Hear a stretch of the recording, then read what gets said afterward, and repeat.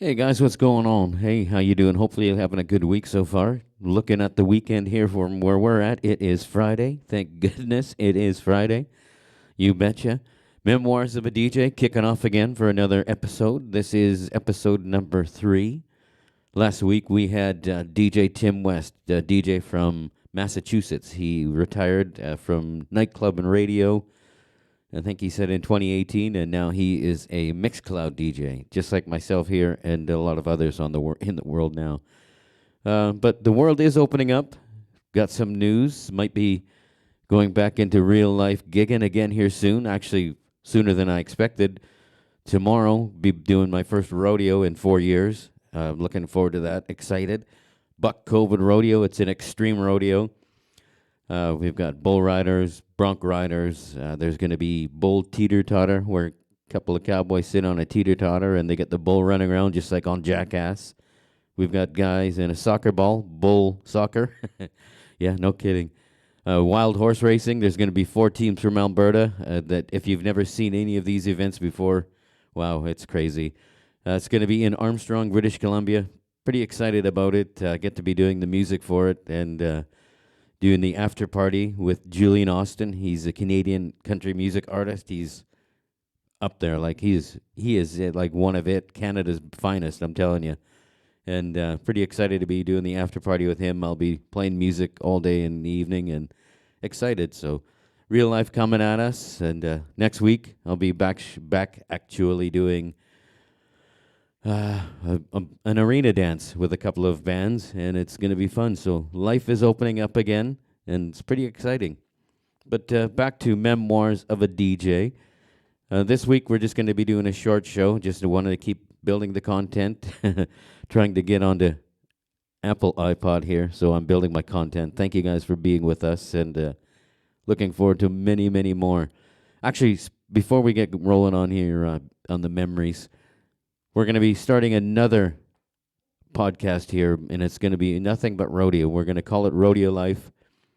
Going to do a lot of stuff, talking to cowboys and cowgirls, contractors, announcers, all music guys, anything to do with rodeo. So it's going to be fun. It's going to be another podcast. Not sure which day we're going to be doing yet, but it's coming soon. It's in the works.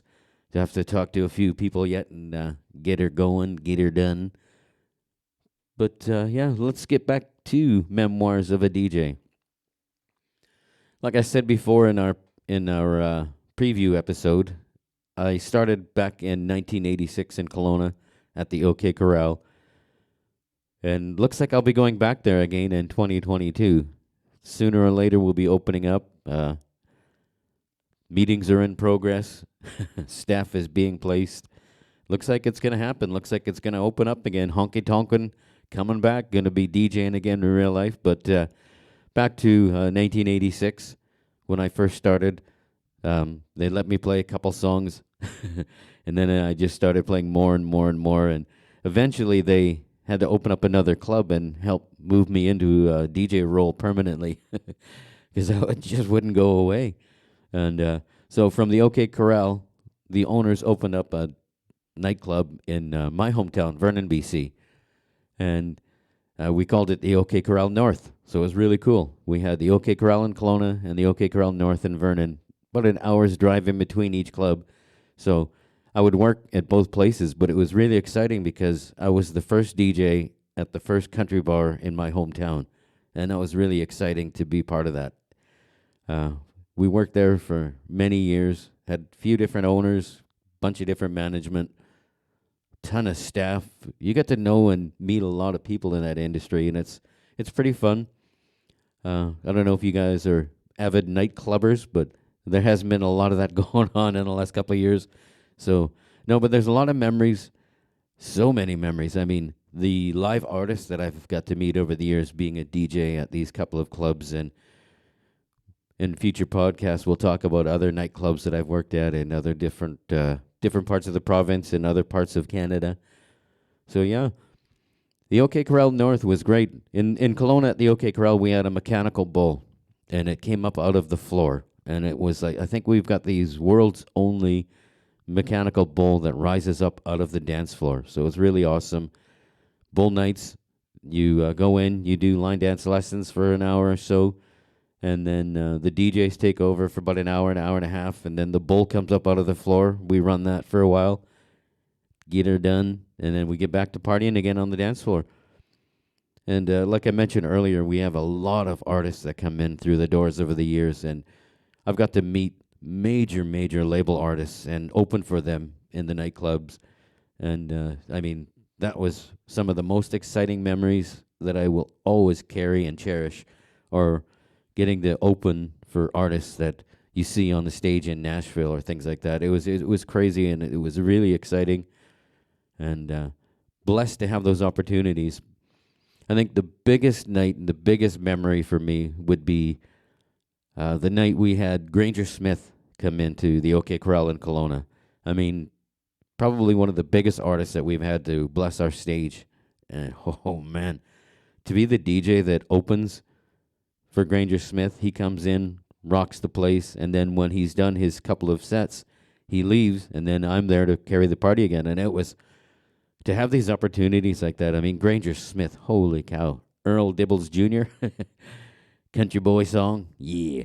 So yeah, no, I mean, things like that happen in the nightclub often. Like, we do major shows at least once a month, and actually, when we first started it, we tried doing them every 3 months. Just didn't want people to get tired of it. And once we got known as a live music venue, we had artists approaching us wanting to play, and wow, just memories after memories there. And I'm telling you, just between the two clubs in Vernon and Kelowna, oof, the stories that I could tell you. But this is a family show, so we might have to do another podcast for adults only. But yeah, so going back to Granger Smith, when we met him, we actually get to meet and go back and talk to him in the green room, meet his band, meet his management. Actually got to meet his bus driver. He was a guy, he has his own bus. He coaches people around, artists, and he was from Kentucky himself. And I mean, the guy puts on millions of miles in his career driving a bus, taking artists over there. But Granger Smith was one of the coolest guys that you could ever meet. He's obviously very huge, very famous. Yee yee! But I'm telling you, when you meet him, he just takes the time of day for you. He hangs out, he chats with you, introduced us to his band and everybody. It just made us feel like we were part of family, and it was great. But the thing about it was, we've had so many artists that would come into the nightclub and do their show, but they would bring only their equipment, and then they would use our back wire, our lighting, things like that. The thing that set Granger Smith apart, and one of the best memories for me, and was he reduced his arena show and brought everything to the nightclub. I'm talking, he had lasers, he had his smoke show, everything. He had his full staff. It didn't matter to him that he was doing a venue that was only 450 people. He's used to doing thousands and thousands and thousands, but he brought that same energy that he would bring you to an arena show into the nightclub, and it was so unreal. I mean, we've never had that, and in all of the years that I've been a DJ, which will be 36 years in July, I've never experienced that with an artist coming in and bringing the full effect like that. It was so wild. Like I said, 450 capacity in the nightclub. We've got a patio, but whew, it was insane. It was absolutely insane. When he was doing the Backroad song, I would just beside myself. I had to stand around and look and pinch myself. It's like, is this really happening? Wow. The lights, the lasers, the smoke, the stage show. It was just crazy. He brought the full on show that he would. And it was probably actually the best time I have with the nightclub and being part of a concert. It was so wild. Yeah. Not really anything too specific to talk about today, just some memories and building content. Next week, we're going to have another guest DJ on yet. I'm not quite sure who. We're working on it.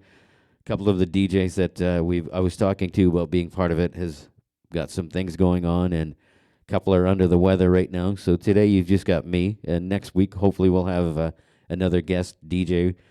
I'm not sure if it's going to be a radio DJ or it will be a nightclub DJ or what. There's so many different types of DJs, and everybody's got their own story. But mine is simple: country and rock. I've always been a country DJ. The entire time I've been a DJ, I've always done country and classic rock. And I've tried not to fake it, and I don't do any other genres. I've been asked to do multiple genres, and I just pass it by, and I stick to my guns. I'm passionate about the country and classic rock, and I want to give a good show. So I don't want to give you something that I'm not, and that's not me. I'm not a heavy metal DJ. I like my country. I'm a Dwight Yoakam fan. He's the biggest guy in country music, in my opinion, and I'm just stuck to those guns. So, and I'm going to continue doing that in the future. Sticking to country and classic rock. We do a raid train on Twitch, and it's called Electric Rodeo, and it's just that, country and rock and roll. And we go around the world with DJs. It's pretty exciting. We had a DJ from Denmark, DJ Kinberg, open the raid train last Wednesday, and it was pretty exciting having a DJ 9 hours ahead of us in our time, and open it up. It was at night for him, but it was midday for us. And then jumping all over the world with other DJs. It's exciting. Then the best part about COVID, I guess, for me would be that people started going live, not just gamers, but DJs and artists, and I like it. It's fun. Anyhow, going to cut it short today. Like I said, today was just a day just to give you a couple of memories and do a little chit-chat and give you a preview what's to come. Much, much more to come. Way, way, way more to come. I've got a rodeo, like I said, to get ready for. Have to get all this gear torn down and packed up. So look forward to having a new podcast coming to you. Rodeo Life. Might be making a bit of content this weekend, talking to some cowboys and cowgirls and stock contractors, things of that nature. So thank you, guys. We'll be looking forward to seeing you again real soon. We will be back weekly with this podcast, and just didn't have a chance to have a guest this week, but we will come and see you real soon. Have a great day, guys. We'll see you again soon.